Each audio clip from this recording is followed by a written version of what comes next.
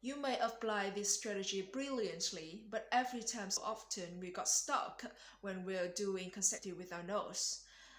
You have counted your point 1, 2, 3, and then you suddenly draw a blank and you can't remember what comes next. Then what should you do?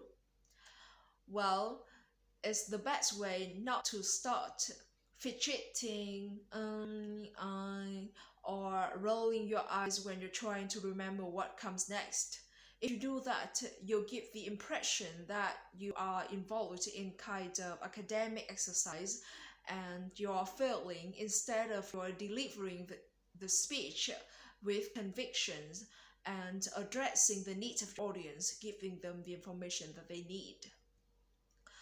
So the first thing to remember is what sold to you, like a pause lasting 3 minutes, an incredible and unbearable long pause. So probably doesn't do that to your audience. That's because pauses are a part of daily speech. They sound natural to the flow of conversation. So it is perfectly normal to have pauses here and there in the conversation.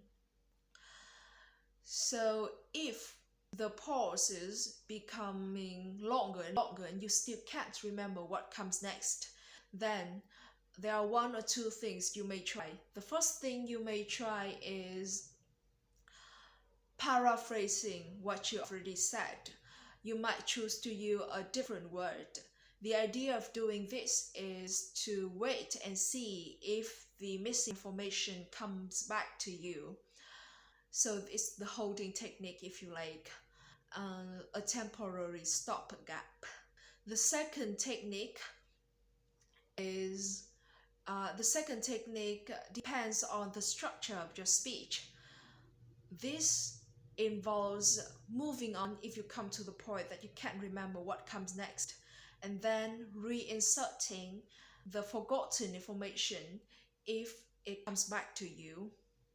So you see that this works well with the speech containing a numeration, a list of arguments. So if you change the order slightly, it doesn't affect the logic of the speech.